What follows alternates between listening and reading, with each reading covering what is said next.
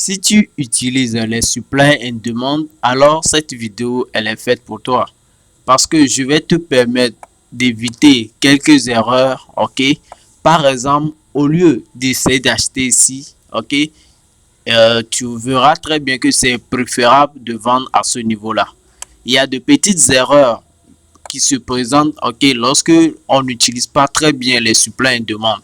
Et dans cette vidéo, tu vas comprendre avec moi comment les utiliser et surtout bien les utiliser.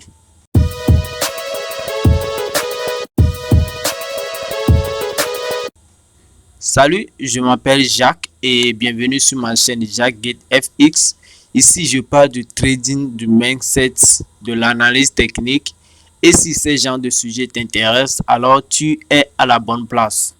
Donc aujourd'hui, j'aborde sur supply and demand. D'abord, c'est quoi supply? Parce que il faut bien définir les termes, ok, avant de rentrer dans le vif du sujet. Supply voudrait tout simplement dire, ok, les sellers, c'est-à-dire les vendeurs, ok, les sellers, c'est les gros poissons, ok, qui vendent sur le marché. Ça veut dire les sellers, ok. Supply voudrait tout simplement dire seller. Maintenant, demande, qu'est-ce que ça veut dire?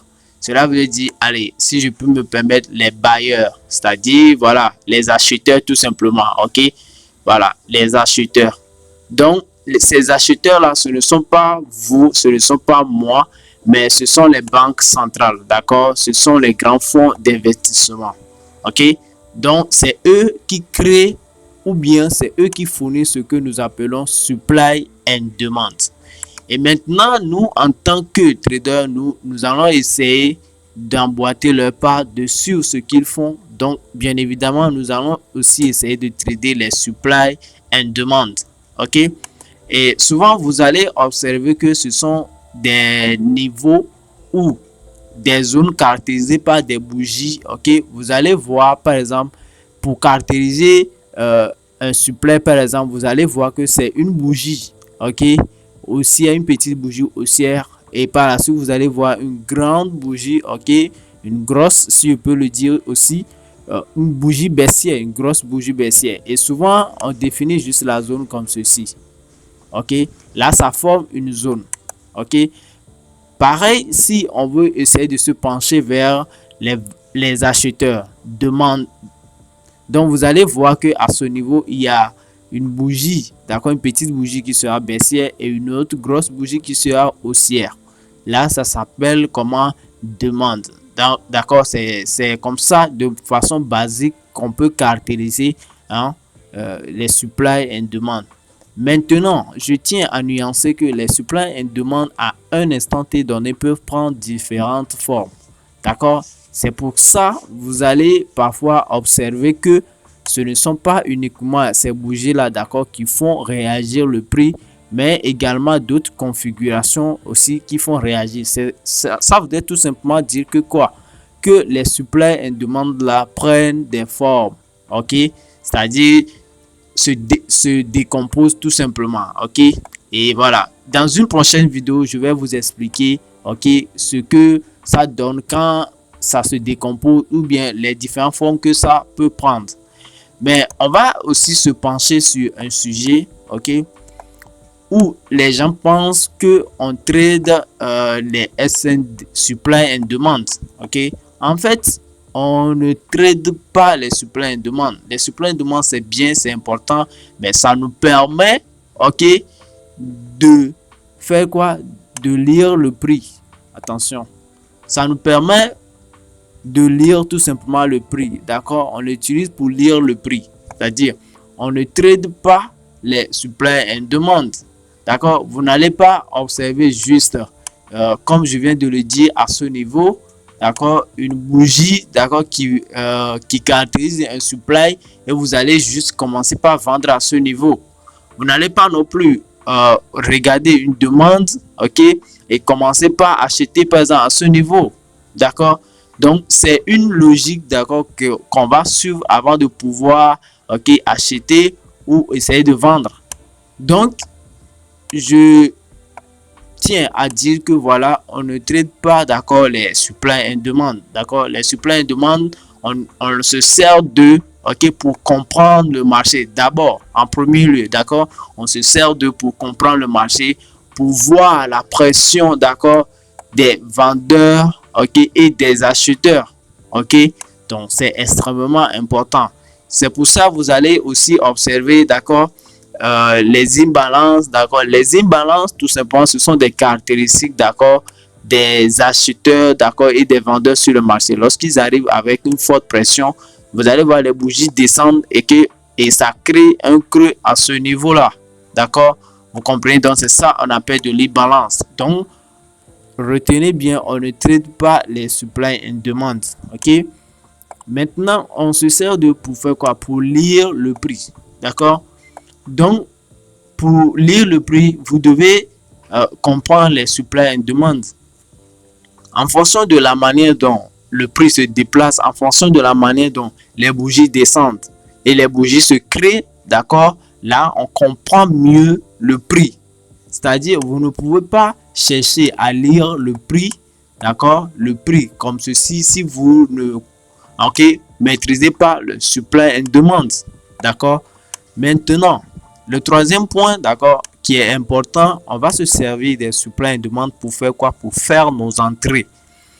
Supposons vous voulez prendre une entrée, d'accord.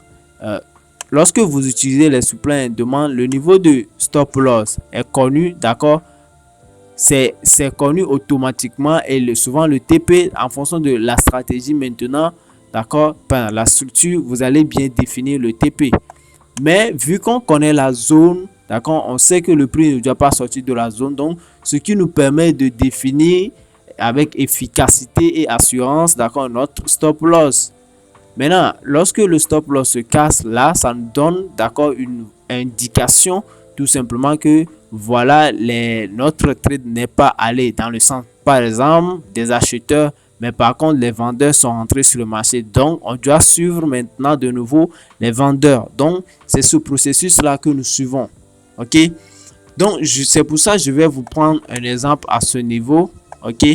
Supposons que vous êtes dans cette configuration-là. Vous êtes dans une structure. D'ailleurs, ça s'appelle une structure haussière. Vous êtes dans cette configuration.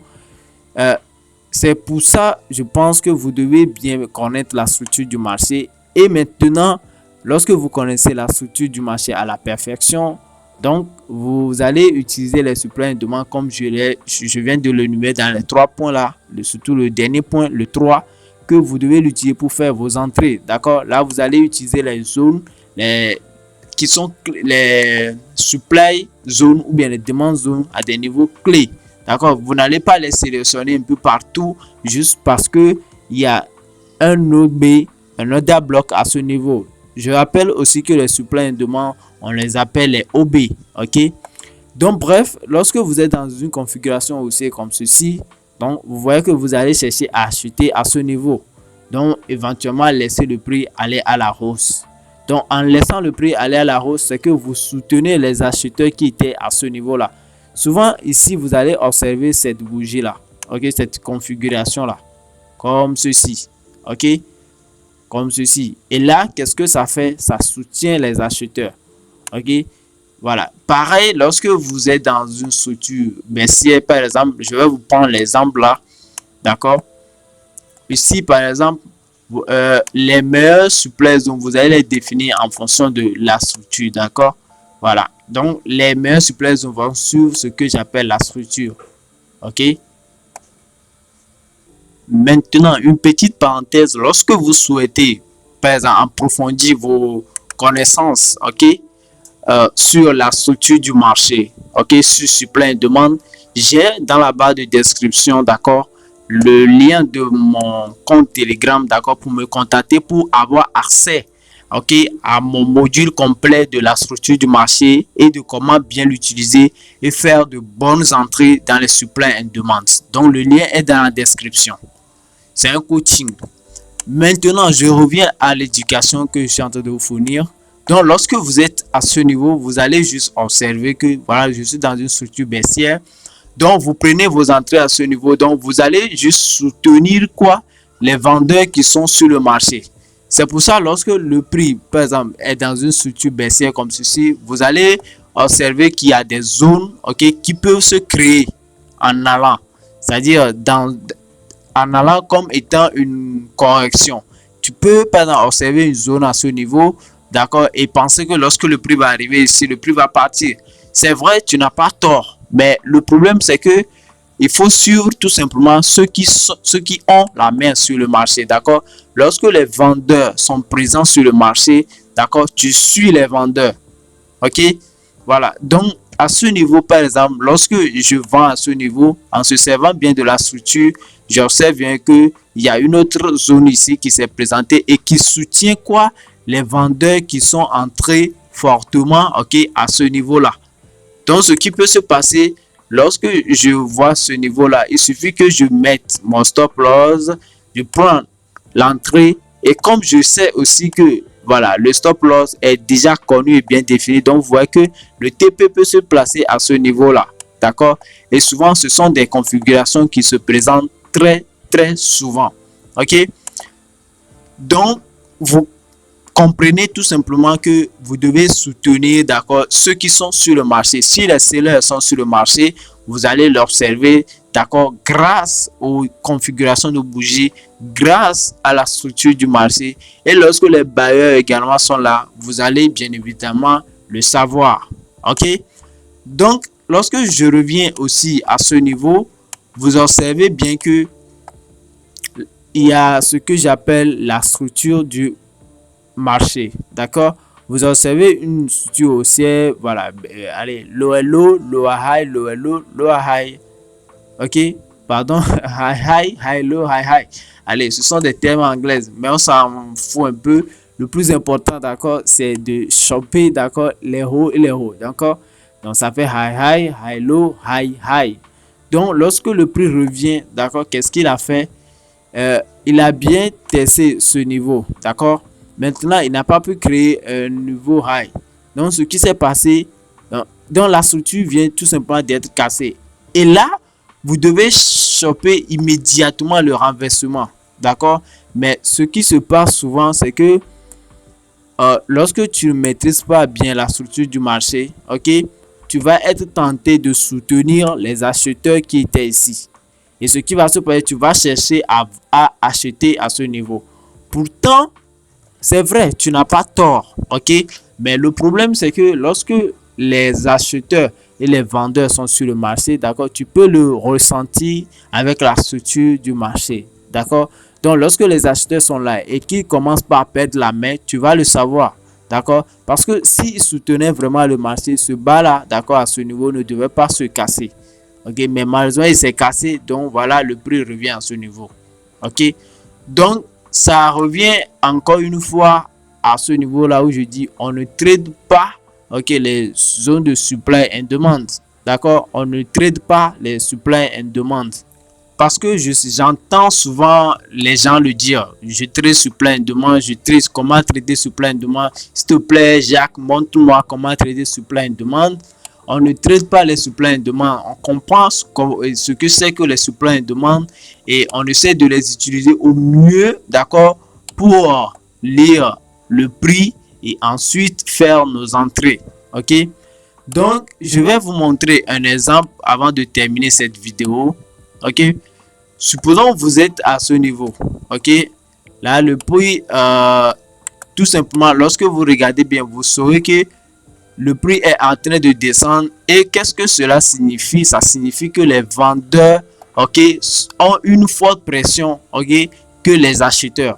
Donc c'est pour ça ils cèdent la main, d'accord, aux vendeurs qui entrent sur le marché, ok. Mais est-ce que c'est pour cette raison que voilà que il ne va pas y avoir les acheteurs? Est-ce que c'est juste parce que les vendeurs ont une forte main, d'accord, une forte pression à la baisse, que cela voudrait dire que les acheteurs aussi ne vont pas entrer? Non, les acheteurs viennent aussi. Vous allez voir, il y a une impulsion, ensuite le prix revient, mais jusque très facilement, d'accord, ils perdent la main. Vous comprenez? Donc très facilement, ils perdent la main. C'est pour ça que vous allez voir dans une structure qui va être baissière, tout simplement, vous allez observer que les corrections vont être faites par les acheteurs, d'accord? Mais ils perdront toujours la main lorsqu'ils seront en face d'un supply, ok? Donc c'est extrêmement important. Donc lorsque vous voyez le prix, d'accord, qui est en train de descendre par exemple à ce niveau, donc vous observez, d'accord, les bas qui se cassent. Ça se voit, non? Ici, ici, d'accord. Maintenant il s'est cassé, donc il se corrige. Maintenant il se casse, maintenant il retourne. Bien, je tiens à rappeler que faisant ainsi, d'accord, ce n'est pas comme ça, d'accord, que vous allez bien lire le prix, d'accord. On se sert très bien de la structure, on se sert très bien des autres techniques, d'accord, un tout petit peu avancé, d'accord, que je partage avec les personnes qui prennent mon coaching, tout simplement, parce que c'est ce que j'utilise, ok. Maintenant, à ce niveau, lorsque tu regardes bien, ok, les bas là qui se cassent, ok, tu observes bien que ici il y a ce qu'on appelle une impulsion, d'accord. Et lorsque tu regardes bien, il y a les vendeurs ont laissé leur trace à ce niveau, parce que c'est à partir de ce niveau là, d'accord, qu'ils sont vraiment rentrés sur le marché, d'accord. Et ce qui peut arriver, c'est que en lisant mal la structure, on peut se dire allez, le prix est arrivé à ce niveau, donc on va essayer de vendre à ce niveau. Mais le problème, c'est que les vendeurs, les acheteurs sont en train de se chercher, d'accord. Eux-mêmes, ils ne savent pas encore où est-ce qu'ils vont aller. Pourtant, les vendeurs, eux, ils se taisent, ils sont juste présents, ils attendent tout simplement que les acheteurs n'arrivent, allez, pour qu'ils mettent fort. Vous comprenez? Donc, c'est pour cette raison que lorsque cette impulsion s'est créée et qu'on a défini notre zone, il faut juste rester patient, ok, pour que le prix arrive dans la zone pour par la suite faire descendre le prix. Et comme vous pouvez l'observer, c'est ce qui s'est passé. D'accord? Voilà, il y a d'autres exemples, mais cette vidéo commence par faire très long. Donc, je vais m'arrêter pour aujourd'hui. Et j'espère que vous allez tirer meilleur de cette vidéo. Et on se retrouve la prochaine fois pour une nouvelle vidéo. À plus.